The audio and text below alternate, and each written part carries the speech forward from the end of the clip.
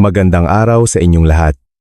Ako po si Dr. Magtanggol po at sa araw na ito, ating tatalakayin ang paksang ang tahimik na pagkasira ng bato at paano ito may iwasan.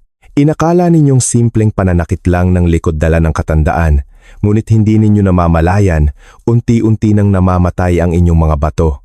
Ang kwentong ito ay maaaring maging isang panggising para sa kahit sino sa atin. Naaalala ko pa noong isang umaga sa aking klinika sa isang panlalawigang ospital, isang lola na mahigit 70 taong gulang, maliit ang pangangatawan at medyo kuba, ang pumasok na may namumulang mga mata at nanginginig na boses. Sabi niya, "Halos 2 taon na pong sumasakit ang likod ko. Akala ko po ay normal lang ito sa aming matatanda na. Ngunit sabi po ng doktor, mayroon na akong stage 3 chronic kidney disease. Hindi naman po ako diabetic, hindi naninigarilyo at hindi umiinom ng alak. Pero bakit po ako nagkaganito?" Mga kababayan, hindi po ito isang pambihirang kaso. Sa pagtanda, marami ang nag-aakala na ang pananakit ng likod, pangangalay ng tuhod, at madalas na pag-ihi sa gabi ay normal na bahagi lamang ng buhay. Bihira ang nakakaalam na ito na pala ang tahimik na paghingi ng saklolo ng ating 2 bato. Ang 2 maliliit na organong ito ay walang tigil na nagtatrabaho. Sinasala ang bawat patak ng ating dugo at inaalis ang bawat lason sa katawan upang mapanatili tayong malusog at malinis sa araw-araw. Sana po ay maglaan kayo ng ilang minuto upang pakinggan ang aking ibabahagi ngayon. Sapagkat ikukuwento ko ang isang tunay na karanasan ng isang lalaking minsang hinarap ang panganib na magdialysis habang buhay dahil lamang sa pagbabaliwala sa ilang maliliit na sintomas. Ngunit dahil sa maagap na pagtuklas, nailigtas niya ang kanyang sarili at nabago ang kanyang kapalaran. Sa aking 25 taon ng karanasan bilang isang doktor, inamin ko na noong nagsisimula pa lang ako sa propesyon, inakala ko rin na ang atay ang pangunahing organ na nagsasala ng lason. Ngunit nang mapag-aralan ko ng malaliman ng medisina, nalaman ko na ang mga bato pala ang may mas mabigat na responsibilidad. Araw-araw, sinasala nito ang mahigit 180 litrong dugo at nagiiwan lamang ng 1 hanggang 2 litrong ihi para ilabas. Ibig sabihin, ang lahat ng dugo sa inyong katawan ay paulit-ulit na dumadaan sa inyong mga bato araw-araw. Ngunit, ang mga bato ay hindi kailanman dumadaing tulad ng sikmura o nananakit ng malinaw tulad ng mga buto at kasukasuan. Kapag ito ay nasira, napakamahal ng kapalit. Naranasan nyo na bang magising sa kalagitnaan ng gabi dahil sa paulit-ulit na pag-ihi? Naramdaman nyo na bang manakit ang inyong likod, manas ang mga binte, walang ganang kumain, at pagod ng walang malinaw na dahilan? Ang mga senyales na iyan ay hindi lamang dahil sa edad. Malaki ang posibilidad na ito ay hudyat mula sa inyong humihinang mga bato. Sa katotohanan, marami pa rin ang nag-aakala na ang mga may diabetes o high blood pressure lamang ang may panganib na magkaroon ng kidney failure. Ngunit nakakilala na ako ng napakaraming pasyente na walang anumang pre-existing na kondisyon at mukhang malusog sa panlabas. Subalit, nang matuklasan ang sakit, huli na ang lahat. Ano ang dahilan? Dahil sa sobrang pagkain ng maaalat, hindi sapat na pag-inom ng tubig, pag-abuso sa mga pain reliever, paggamit ng gamot na walang reseta, o sobrang pagkain ng protina habang kinalilimutan ng mga gulay. Ang mga gawaing ito ay parang maliliit na patalim na tahimik na sumisira sa paggana ng ating bato araw-araw. Nakasaksi na ako ng mahigit 15 kaso ng kidney failure na kung sana'y natuklasan 6 na buwan lang mas maaga, maaring ganap na sanang gumaling ang pasyente. Ang masakit pa, ang bato ay hindi kayang mag-regenerate tulad ng atay. Kapag nasira na, ang tanging paraan na lang ay ang regular na dialysis. At alam naman ninyo, ang pagpapadialysis ay hindi lamang tungkol sa pera. Ito ay tungkol sa pagiging depende sa makina, sa pag-aalala sa ospital, at sa pagkawala ng mahalagang kalayaan sa pagtanda. Lagi kong sinasabi sa aking mga pasyente, ang pag-iingat sa bato ay hindi para humaba ang buhay, kundi para maging malusog habang nabubuhay. Ano ang pipiliin ninyo? Dagdag na 10 taon na puno ng paghihirap sa sakit o 5 taon na malusog, nakakapamalengke ng mag-isa, nakakakain ng masarap at nakakatulog ng mahimbing? Sa susunod na bahagi, Ibabahagi ko ng malinaw ang mga pinakatahimik na sanhi ng paghina ng bato na araw-araw ginagawa ng maraming Pilipino nang hindi nila namamalayan. Sana ay subaybayan ninyo hanggang sa dulo dahil baka isang tamang impormasyon sa tamang oras ay makapagligtas sa kalusugan at buhay ninyo o ng inyong mga mahal sa buhay. At bago tayo magsimula, mangyaring mag-iwan ng komento. Kayo ba ay nanonood mula sa mainit na Maynila, sa payapang Cebu, sa masiglang Davao o sa isang malayong lugar sa ibang bansa? Dahil sa mga pagbabahaging ito, sama-sama tayong bumubuo ng isang komunidad na namumuhay ng malusog at masaya araw-araw. Bakit milyon-milyong nakatatanda ang may mahinang bato, ngunit hindi ito nalalaman? Mga kababayan, may mga bagay na paulit-ulit nating ginagawa araw-araw na akala natin ay normal na gawain lamang, ngunit ito pala ang mga tahimik na kaaway na sumisira sa ating mga bato. Sa edad na mahigit 60, kung kailan hindi nakasinlakas ang katawan, ang maliliit na bagay sa pagkain at pang-araw-araw na pamumuhay ang nagdidikta kung mananatiling malusog ang ating mga bato. Una sa lahat ay ang sobrang pagkain ng maaalat.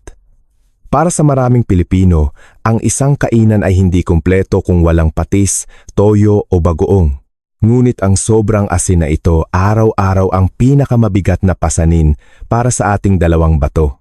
Kapag kumakain tayo ng maalat, kailangang mag-ipon ng tubig ang katawan para ma-neutralize ang sodium na nagiging sanhi ng pagtaas ng presyo ng dugo at lahat ng ito ay nagbibigay ng stress sa mga bato. Pangalawa, ang pag-abuso sa mga pain reliever ay isa ring karaniwang sanhi na hindi inaasahan ng marami. Marami sa inyo, dahil sa sakit ng kasukasuan o pananakit ng katawan, ay gumagamit ng paracetamol, ibuprofen o maging mga halamang gamot na hindi malinaw ang pinagmulan sa loob ng mahabang panahon. Ngunit ang hindi alam ng marami, ang mga gamot na ito ay kailangang salain ng bato kapag madalas gamitin. Kailangang doblehin ng bato ang trabaho nito. At habang tumatanda, lalong humihina ang kakayahan nitong magsala. Pangatlo ay ang sobrang pagkain ng protina, lalo na mula sa mga pagkaing mahirap tunawin tulad ng red meat at mga exotic na karne. Ang protina sa katawan ay nagiging urea at uric acid, na pangunahing pasanin na kailangang ilabas ng bato. Sa mga nakatatanda, bumababa ang kakayahan ng bato na magsala ng urea na kung maipon ay nagiging lason sa mga selula. Akala natin ay masustansya para lumakas, ngunit kung hindi ito babalansehin ng gulay at tubig, tahimik lang nating sinisira ang ating sarili. Naaalala ko pa si Aling Maria, 88 taong gulang, may-ari ng isang sikat na karinderiya sa Pampanga. Kahit hindi siya umiinom ng alak, araw-araw siyang kumakain ng sisig, inihaw na liempo at bulalo. Akala niya ay malusog siya dahil masarap siyang kumain. Hanggang isang araw, namaga ang kanyang mga binti na parang tinapay, naninikip ang balat sa mukha, mapait ang panlasa, at nanlalabo ang mata. Nang isugod sa ospital, nalaman niyang nasa stage 3 na pala ang kanyang sakit sa bato. Ang hinding-hindi ko malilimutan ay nang hawakan niya ang aking kamay, lumuluha at sinabing, "Hindi naman ako nagpabaya, doktor. Nagkamali lang pala ako ng paraan ng pamumuhay nang hindi ko namamalayan." Mga kababayan, hindi lahat ay pabaya, ngunit ang pagkakamali ay nasa pagiging kampante. Akala natin, ang pagsasaw ng kanin sa toyo na may sili ay simple lang, ngunit sobra-sobra na pala sa sodium. Akala natin ang pag-inom ng 2 o 3 beses na ihi sa gabi ay normal, ngunit senyales na pala ito ng mahinang bato. Maging ang pag-inom ng tubig ay kailangang tama. Kapag kulang, walang sapat na likido para magsala. Kapag sobra naman sa isang inuman, nagiging sanhi ito ng paglabnaw ng dugo at sobrang trabaho para sa bato. Lagi kong binibigyang diin sa aking mga pasyente, ang sakit sa bato ay hindi dumarating ng biglaan. Dumarating ito ng dahan-dahan, walang sakit, walang lagnat, walang pagkabigla. Ngunit kapag natuklasan, madalas ay huli na. Kaya naman, dapat ninyong bigyang pansin ang mga sumusunod na senyales. Pag-ihi ng higit sa 2 o 3 beses sa gabi. Hindi lang ito disturbance sa tulog, kundi senyales na hindi na mahusay magsala ng ihi ang bato. 2. Mabula o madilim na kulay ng ihi. Ito ay maaaring magpahiwatig na may tumatagas na protina o naiipon na lason. 3. Pananakit sa ibabang bahagi ng likod o sa magkabilang tagiliran. Marami ang nag-aakala na ito ay pananakit lang ng kalamnan, ngunit maaaring ito ay tahimik na sakit mula sa bato. C.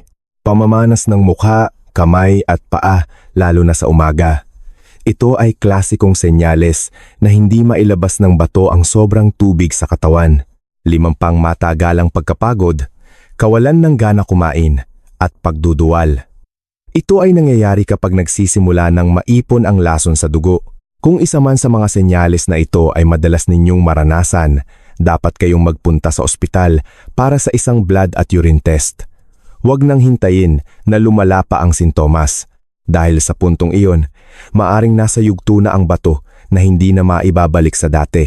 Ang nakakagulat na katotohanan tungkol sa mga yugto ng sakit sa bato. Ang sakit sa bato ay hindi isang sakit na bigla na lang lumilitaw. Ito ay resulta ng maraming taon ng tahimik na pinsala. At para maunawaan ang panganib, kailangan nating malaman ang isang mahalagang sukat, ang GFR o Glomerular Filtration Rate. Ito ang numerong nagsasabi kung gaano kahusay pa gumagana ang inyong mga bato kumpara sa isang malusog na tao. Ipapaliwanag ko ito sa simpleng paraan. Yugto, ono. Stage 1. Malusog pa ang bato ngunit may babala na. Ang GFR ay 90 pataas. Ang paggana ay nasa normal na antas pa, pero maaaring may bahagyang pamamaga o pagtagas na ng protina sa ihi na hindi pa nagdudulot ng sintomas. Karamihan ng kaso sa yugtong ito ay napapabayaan dahil malusog pa ang pakiramdam. Yugto, 2. Nagsisimula ng humina. Ang GFR ay nasa 60 hanggang 89. Pakiramdam ninyo ay normal pa, ngunit sa loob, unti-unti nang lumalala ang pinsala. May mga nakakaramdam ng bahagyang pagod, madalas na pag-ihi sa gabi o bahagyang pananakit ng likod. Ngunit inaakala na dahil lang ito sa edad. Yugto 3. Stage. Ang kritikal na yugto. Ang GFR ay nasa 30 hanggang 59 na lamang. Ito ang hangganan na nalampasan na ng maraming nakatatanda nang hindi nila namamalayan. Dito na nagsisimulang maipon ang lason sa dugo. Maaring wala na kayong ganang kumain, madaling mamaga ang paa, hirap makatulog at pagod na walang dahilan. Dahil dahan-dahan ng mga sintomas, marami ang nagbabaliwala rito. Ngunit ito na ang huling pagkakataon para baligtarin ang paglala ng sakit. Kung babaguhin ang pagkain, pamamahinga at pagkontrol sa presyon at asukal, posible pang huminto rito. Yugto 4 Stage 4. Malubha na ang sakit. Ang GFR ay nasa 15 hanggang 29. Halos hindi na kayang magsala ng dugo ng mga bato. Mabilis na tumataas ang lason sa dugo, lalo na ang potassium at urea. Apektado na ang puso, nervous system at digestive system. Makikita ninyo ang panunuyo at pangangati ng balat, pangingitim nito, mabahong hininga, madaling masuka at panghihina. Sa yugtong ito, ang mga interbensyon ay para na lamang pabagalin ng paglala, hindi na para baligtarin ito. Yugto 5 Stage. Ganap na pagkasira ng bato. End stage renal disease. Ang GFR ay mababa pa sa 15. Wala nang ibang pagpipilian kundi ang magdialysis o maghintay ng kidney transplant. Ito ang yugto kung saan ang buhay ng pasyente ay nakadepende na sa ospital, 3 beses sa isang linggo, konektado sa isang makina. Bawat kain ay sinusukat. Bawat inom ng tubig ay binibilang. Naalala ko si Lola Remedios, 71 taong gulang mula sa Cavite. Wala siyang sapat na pera para sa regular na dialysis, kaya pagkatapos ng bawat sesyon, halos 1 linggo siyang nakahiga lang. Nakikita ko ang pag-aalala ng kanyang mga anak at apo. Sa kanyang kapayatan, hindi ko maiwasang maawa. Sinabi niya sa akin habang lumuluha, kung nakinig lang sana ako at nagpatingin noon, siguro ngayon nakakakain pa ako ng isang masarap na kanin kasama ang pamilya ko. Nakikita ninyo, ang yugto 3 ang pinakakritikal na sangandaan. Kung lalampasan ninyo ito nang hindi ninyo alam, ang lahat ng susunod ay magiging isang mahaba at nakakapagod na laban. Kapag nasa huling yugto, 2 landas na lang dialysis o himala. Naaalala ko isang hapon nang pumasok ako sa dialysis unit ng isang ospital sa labas ng Metro Manila. Ang madilaw na ilaw ay tumatama sa mga pagod na mukha ng mga pasyenteng nakahiga. May isang lolo, mahigit 70, payat, nakapikit habang may nakakabit na swero sa kamay. Sa tabi niya, hinahaplos ng kanyang apo ang kanyang kamay at bumubulong, "Lolo, lakasan niyo po ang loob ninyo." Pagkatapos nito, ilalakad kita para kumain ng paborito niyong arroz caldo. Ang ganitong tanawin ay hindi na bago sa akin. Bilang isang doktor na dekada nang naglilingkod, ito ang katotohanan kapag ang isang tao ay umabot na sa yugto 5. Sa puntong ito, ang mga bato ay wala pang 15% na gumagana. Ang lahat ng natural na proseso ay kailangang gawin ng makina. Ang pagpapadialysis ay hindi simpleng pagpunta sa ospital. Ito ay isang nakakapagod na paglalakbay. 3 beses sa isang linggo, 3 hanggang 4 na oras na hindi gagalaw, minsan ay gutom, giniginaw, nahihilo, at nasusuka. Ang buhay nila ay hindi na binibilang sa buwan o taon, kundi sa bawat sesyon ng dialysis. Ayon sa mga pag-aaral, ang average na haba ng buhay ng isang taong nagdadialysis ay nasa 5 taon lamang. Kung magsisimula sa edad na 60, napakaswerte na kung aabot pa ng 65. Ang iba naman ay hindi umaabot ng 1 taon dahil sa atake sa puso, impeksyon o sobrang pagod. Ang ikalawang landas ay ang kidney transplant. Maganda pakinggan, ngunit napakahirap sa katotohanan. Para makahanap ng katugmang bato, kailangan mong maghintay, sumailalim sa maraming pagsusuri, at umasa na may magdodonate. Sa daan-daang libong naghihintay, iilan lang ang tunay na nabibigyan ng pagkakataon. Hindi ko ito sinasabi para takutin kayo, kundi para ipaunawa na walang sino man ang dapat humantong sa ganitong sitwasyon. Huwag hintaying masira ng tuluyan ang inyong mga bato bago magsisi. Muli, ang yugto 3 ang huling pagkakataon para bumalik. Kung kayo ay nasa yugto 2 o 3, ituring ninyo itong isang biyaya. Baguhin na ang dieta, bawasan ang asin, kontrolin ang presyon at asukal, mag-ehersisyo, uminom ng sapat na tubig, at regular na magpatingin. Bawat kain ng instant noodles, bawat inom ng soft drinks, bawat pagpipigil sa pag-ihi, ay maaaring mga pira-pirasong bumabasag sa inyong mahalagang bato. Ang tamang pagkain ay gamot na makapagliligtas ng buhay. Sa lahat ng sanhi ng pagkasira ng bato sa mga nakatatanda, ang maling paraan ng pagkain ang pinakatahimik at pinakakaraniwang salarin. Akala ng marami, sapat na ang pag-iwas sa alak at sigarilyo. Ngunit ang mga pagkaing akala natin ay simple lang. Araw-araw ay maaaring ang patalim na unti-unting sumisira sa ating mga bato. May 3 sustansya na kapag mahina na ang bato, hindi na nito kayang salain: sodium, asin, potassium, at phosphorus. Tingnan ninyo ang isang karaniwang pagkain ng Pilipino. Isang mangkok ng beef mami o batchoy sa umaga na puno ng pampalasa, sapat na para sa buong araw na sodium. Isang tanghalian ng adobo na maraming toyo at sinigang na may seasoning, dagdagan pa ng bagoong. Ang kabuang sodium ay sobra-sobra na para sa isang matandang bato. Kaya't heto ang mga alituntunin sa pagkain para sa mga nakatatanda upang mapangalagaan ang bato. 1. Bawasan ang asin, ngunit huwag alisin ng lubusan. Ang isang taong may sakit sa bato ay kailangang limitahan ito sa mas mababa sa 2 gramo bawat araw. Ang asin ay hindi lang nasa asinera, ito ay nasa patis, toyo, bagoong, delata at instant noodles. 2. Sapat na protina, ngunit piliin ang malusog. Huwag iwasan ang karne ng tuluyan dahil magdudulot ito ng panghihina ng kalamnan. Pumili ng dekalidad na protina tulad ng itlog, isda, tokwa at manok. Iwasan ang red meat, laman loob at mga pritong pagkain. 3. Kontrolin ang potassium. Maraming prutas ang mataas sa potassium tulad ng saging, abokado, mangga, dalandan at buko. Para sa mga nasa yugto 3 pataas, pumili ng prutas na mababa sa potassium tulad ng mansanas, peras, ubas at pakwan. 4. Tamang pag-inom ng tubig. Kapag kulang sa tubig, hindi makapagsala ng lason ng bato. Kapag sobra naman, nagdudulot ito ng pamamanas. Hatiin ang pag-inom sa buong araw. 50. Iwasan ang mga delata at processed foods. Ang mga ito ay puno ng sodium at phosphorus na nakakasama sa buto at balat kapag hindi mailabas ng bato. Ang tamang dieta sa bawat yugto ng sakit sa bato. Yugto 1 GFR 90+. Hindi kailangan ng sobrang higpit na dieta.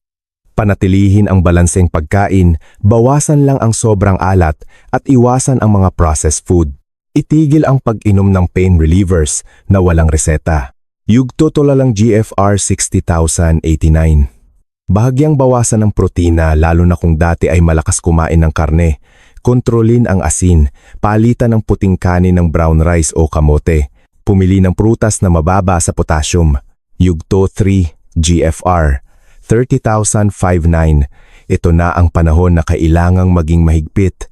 Kailangang bilangin ang protina, halos 0.8 gramo bawat kilo ng timbang. Pumili ng magandang protina tulad ng isda, itlog, at tokwa. Iwasan ang mga prutas na mataas sa potassium. Limitahan ang mga pagkaing mataas sa phosphorus tulad ng gatas at kesyo. Ang asin ay dapat mas mababa pa. Yugto 4 GFR 15,209. Kaunti na lang ang kakainin, ngunit dapat masustansya. Ang protina ay mas mababa pa, 0.6 gramo bawat kilo. Unahin ang madaling tunawin na protina. Ang pag-inom ng tubig ay kailangan ng limitahan kung may pamamanas. Yugto 5 GFR. Kailangan ng personalisadong dieta mula sa doktor o dietitian. Ang protina ay kailangang sapat para hindi manghina dahil sa dialysis. Ang tubig, potassium at phosphorus ay mahigpit na binabantayan linggo-linggo. Huling panawagan. Kung hanggang ngayon ay nakikinig pa rin kayo, naniniwala akong mayroon ng tumatak sa inyong isipan na kailangan ninyong gumawa ng isang bagay para sa inyong sarili. Hindi dahil sa takot, kundi dahil karapat-dapat kayong magkaroon ng magaan at payapang pagtanda. Kung bawat umaga ay gumigising kayong may bahagyang pamamanas, kung gabi-gabi ay hindi mahimbing ang tulog dahil sa pag-ihi, kung palagi kayong pagod at walang gana, huwag ninyong isipin na iyan ay normal lang sa pagtanda. Iyan ay maaaring ang tahimik na paghingi ng tulong ng inyong mga bato. Kapag malusog ang bato, mas magaan ang trabaho ng atay, mas regular ang tibok ng puso, mas matibay ang buto, at mas malinaw ang isip. Bago kayo magdagdag ng patis, bago uminom ng soft drinks, alalahanin ninyo na hindi lang ito tungkol sa panlasa, kundi tungkol sa buhay ng inyong dalawang bato. At kung ang video na ito ay nakaantig sa inyo, mangyaring pindutin ang subscribe button upang bawat linggo ay may pagkakataon akong magbahagi sa inyo ng mga tunay na kwento, aral sa kalusugan at pag-asa. Huwag kalimutang mag-iwan ng komento sa ibaba. Sabihin ninyo sa akin kung ano ang inyong nararanasan upang malaman ko na sa ating paglalakbay tungo sa kalusugan, hindi tayo nag-iisa.